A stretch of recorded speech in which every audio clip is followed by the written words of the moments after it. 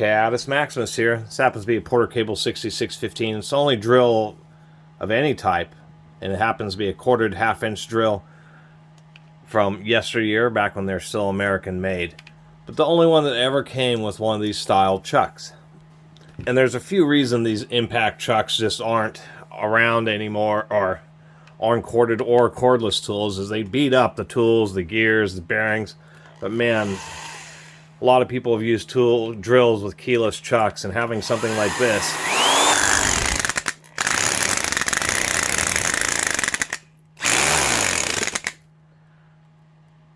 the bit never gets loose in one of these, like ever. It's just that impacting action is just pounding against this bearing here. It's also causing a lot more stress on the gears. It's also really expensive. And one of the Achilles heels is if you have, maybe you let it outside, get a little bit rusty, let a bit sit in it for months on end, they can get kind of jammed up. And the problem with like particularly corded tools that don't have rotating brush cards, and I've explained that in various videos of tools that have it, when you go in reverse, brush motors have less power due to what's known as motor slip angle or timing than they do in forward, and you can end up in a situation where you just can't get the chuck loose. And surprisingly enough, you'll wonder, well, why on earth is there a hole in it? And that's literally just because of the way this works. You have the teeth, there's a collar like this, which is pressed over a nut, which engages the teeth. So instead of this type of collar being pressed over the nut, you have a separate system where you have like a sleeve, and then you have this heavy outer piece. And this outer piece has dog teeth, and that's what's hitting and engaging the impact mechanism, or causing the impact mechanism. Kind of like sheet metal adjustable torque drivers. Kind of a similar mechanism. So if it does get jammed, the whole point is you would actually take like a standard Jacobs chuck key and you put it in there, and that would prevent the collar from going forward. Then you could try to get a really strong grip on it, maybe even use pliers. It just prevents it from bumping up over the teeth, and maybe you might be able to get it loose. So that's the whole point to the hole in it. I just wanted to show that this is the 7514, so this is the drill. The 6615 is what replaced the 7514, which did just use a traditional heavy-duty Jacobs chuck. Now you're going to say there's got to have been someone else. It's one of the rarest things on all power tools.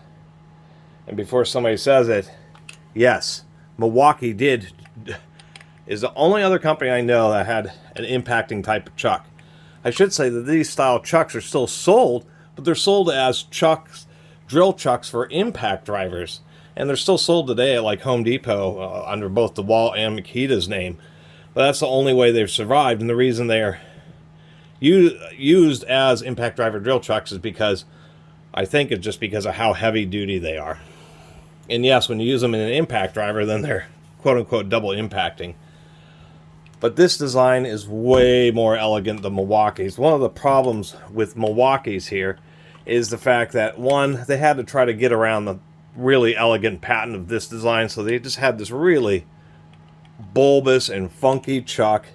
It ended up working out okay, but it still was really funky. This one is more normal. When you operate it, you just, if you want it to hammer tighter, you just pull on it.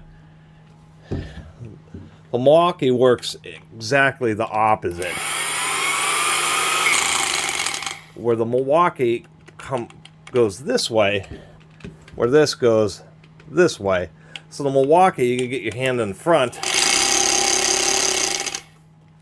to try to impact. And of course, if you have a bit and stuff, then you have your hand and you're, worried about injuring yourself. It's also, God, stupid cord is caught up. Also, if it's much more difficult to try to use this way when you're just trying to push outwards. It's just really hard to get, a really good strike with the impacting chuck unless you're really pulling on it. So the Milwaukee design was bulbous and was more difficult to use. And yeah, it was this particular version. Only the Magnum hole shooters ever had one of these style of chucks from Milwaukee. And even Milwaukee gave it up, and it was just a lot more money, and just not a very, I mean, it was a strong chuck. It just wasn't a great design and wasn't super easy to use. And Milwaukee ended up ditching it and just going back to the normal Jacobs heavy-duty chuck instead. And yes, here it is. This is the Makita version. The wall has the same thing. Still sold at the orange box. They want $40.97. And it's what kind of keeps this style chuck alive. So you can get them. That's how much they cost. And you can apply them to 3/8 drill. Put them on 3/8 drills. I actually have one of these, and I'm going to put one on a 3/8 drill. So still pretty awesome that they're available in 3/8. Wanted to point out real fast, Home Depot now has this auto ship thing. My goodness, I mean, how much trouble are people going to get into with that when they accidentally select, when they accidentally come down here and select every month and purchase a table saw, and then wondering why they're getting a new table saw every 30 days. And their wife's asking them why on earth are they spending so much money at Home Depot every month and nothing's getting fixed around the house. So it's kind of neat to see that these still exist. You know, there are many times, like, maybe you have old auger bits like these, which have smooth shanks, which are notorious for slipping, especially ones that aren't that consistent. I mean, in a chuck like this, if I had it plugged in, I mean, it's just so awesome. Just get it basically tightened, and then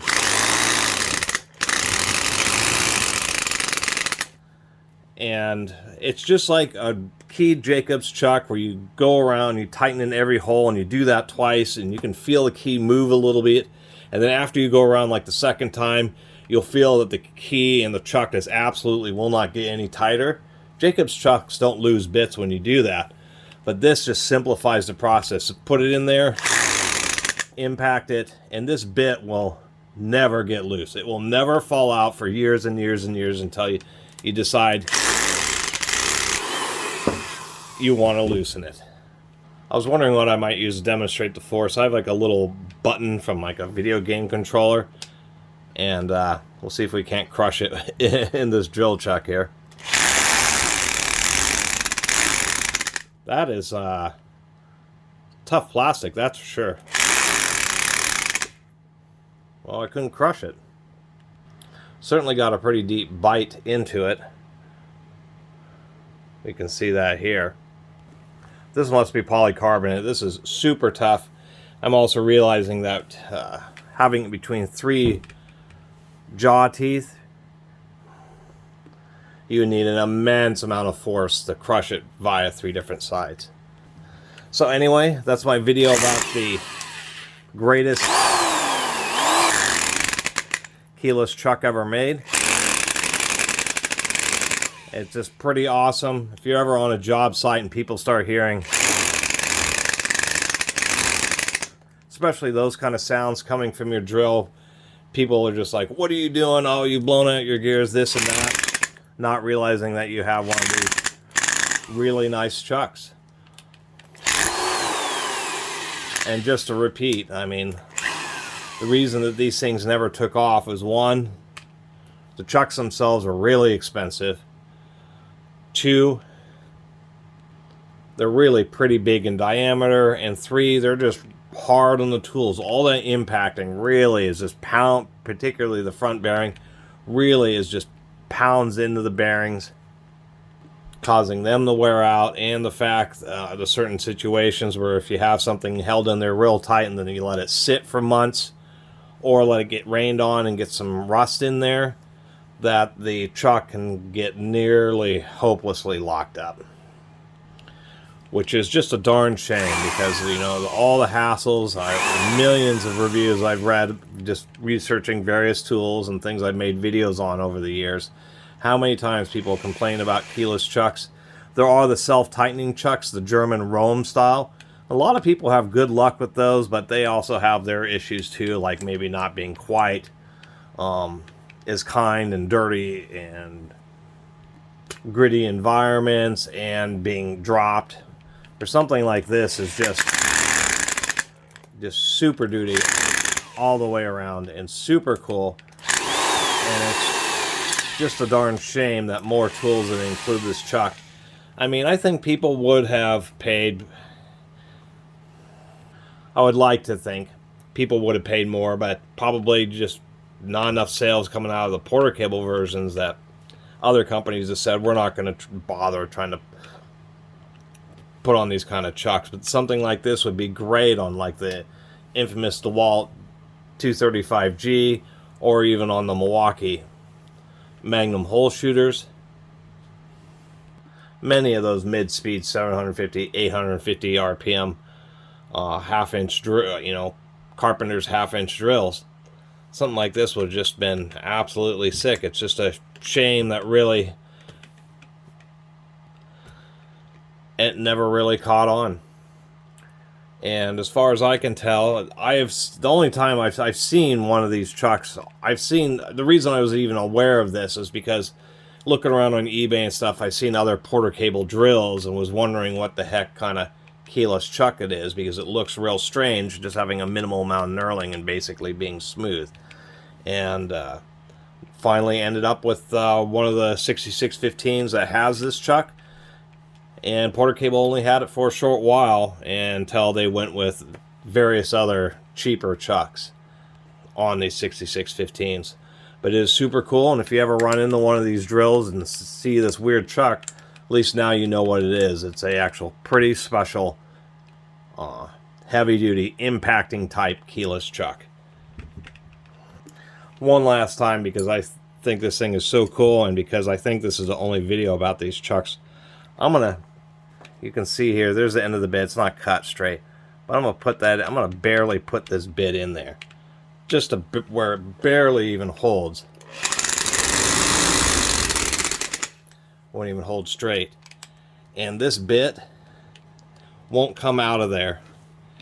And I don't know how well you can see, but that bit is barely in there, like literally barely in there.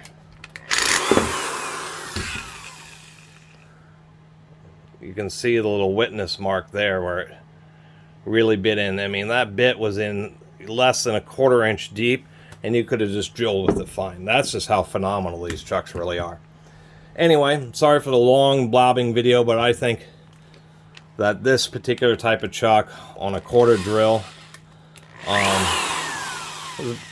on a quality professional grade 1/4 drill, is the bee's knees and about as good as it ever got for keyless chucks. And I have like Jacobs 700 series. A lot of cordless drills have those carbide insert teeth. The reason those exist is just because you can't get the same kind of pressure as you can with a chuck like this, or with a big key Jacobs chuck that you tighten in all the holes. Anyway, thanks for watching. See you next time.